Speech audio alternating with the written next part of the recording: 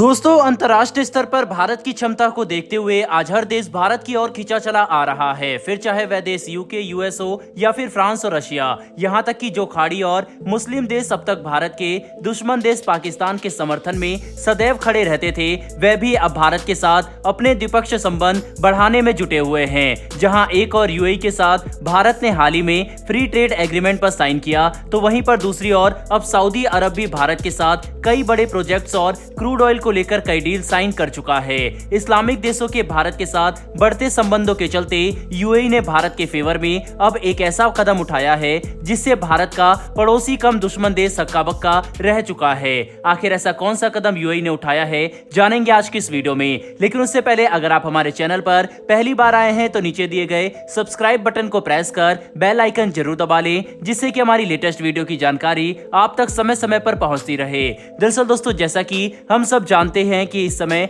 भारत खाड़ी देशों के साथ अपने संबंध लगातार सुधारने और मजबूत करने की राह पर आक्रमण है। वहीं जब से भारत ने यूएई के साथ फ्री ट्रेड एग्रीमेंट साइन किया है, तब से इन दोनों देशों के संबंध काफी ज्यादा मजबूत होते दिखाई दिए, जो पाकिस्तान की चिंता का एक बड़ा कारण बना। वहीं पाकिस्तान की इस चिंता को चार चांद लगाते हुए यूएई ने एक ऐसा काम कर दिया है जिस पर अब पाकिस्तान एकदम सदमे में पहुंच चुका है। दोस्तों, आपको बता दें, जो मुस्लिम देश अब तक कश्मीर के मुद्दे पर पाकिस्तान का समर्थन किया करते थे, वही मुस्लिम देश अब खुलकर कश्मीर और पीओके जैसे बड़े मुद्दों पर भारत का समर्थन करते दिखाई दे रहे हैं। जैसा कि हम सब जानते हैं कि भारत में हुए G20 शिखर सम्मेलन के दौरान भारत ने यूएई, सऊदी अरब, इजराइल और ग्रीस के साथ मिलकर मिडिल ईस्ट यूरोप कॉरिडोर को लॉन्च किया था और इसी के चलते यूएई के प्रधानमंत्री द्वारा ट्विटर पर इस प्रोजेक्ट का एक मैप जारी किया गया, जिसे देखकर पाकिस्तान समेत चीन भी चौंक उठा। जहां एक तरफ चीन अपने स्टैंडर्ड मैप में भारत के कुछ हिस्से अपने देश में दिखा रहा था,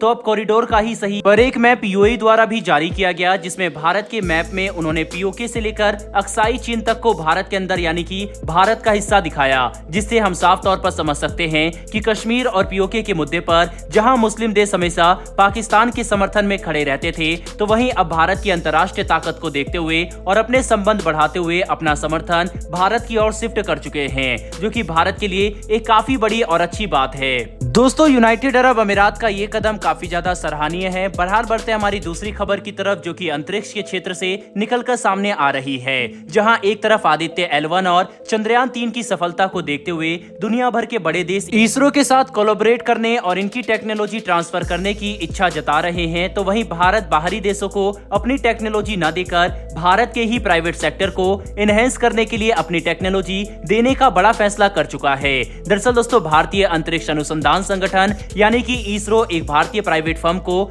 small satellite launch vehicle SLV के अपनी टेक्नोलॉजी ट्रांसफर करने की सुविधा प्रदान करने के लिए तैयार हो चुका है। आपको बता दें, यह इनिशिएटिव स्पेस टेक्नोलॉजी में एक्टिवली प्राइवेट सेक्टर की पार्टिसिपेशन को बढ़ावा देने के भारत की एक छोटी सी कोशिश है। इन स्पेस यानी कि Indian National Space Promotion and Authorisation Centre, जो भारत की स्पेस इंडस्ट्री को बढ़ावा देने के लिए एक केंद्र एजेंसी के रूप में काम कर रही है, उसने जुलाई में भारतीय बिजनेसमैन को SSLV के टेक्नोलॉजी ट्रांसफर की सुविधा के लिए एक्सप्रेशन ऑफ इंटरेस्ट जारी किया था। और इस कदम का मेन मोटिव प्राइवेट सेक्टर की स्पेस के क्षेत्र में प्रेजेंस को ज्यादा से ज्यादा और बड़ी भूमिका निभाने के लिए सक्षम बनाना है। आपको बता दें, कल यानी कि 14 सितंबर को इन स्पेस के अध्यक्ष पवन गोयनका द्वारा बड़ा खुलासा किया गया कि कुल 23 कंपनियों ने TOT के माध्यम से SSLV तकनीक प्राप्त करने में अपनी रुचि को व्यक्त किया है। अध्यक्ष गोयनका ने SSLV के टेक्नोलॉजी ट्रांसफर के कॉम्प्रिहेंसिव नेचर पर जोर देते हुए कहा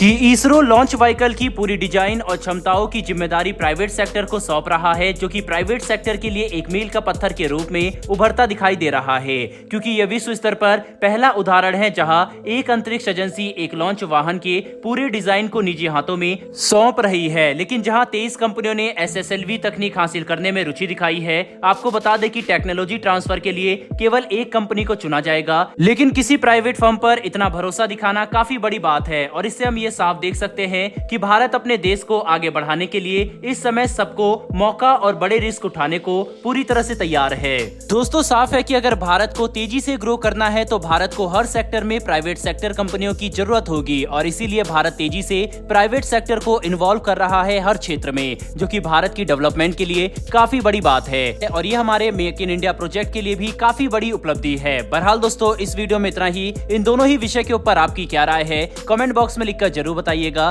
साथ ही हमारी आने वाली डेली ऐसी वीडियो के लिए चैनल को सब्सक्राइब कर बेल नोटिफिकेशन अवश्य दबा लें। फिर मिलेंगे ऐसी एक नई वीडियो के साथ। धन्यवाद। जय हिंद।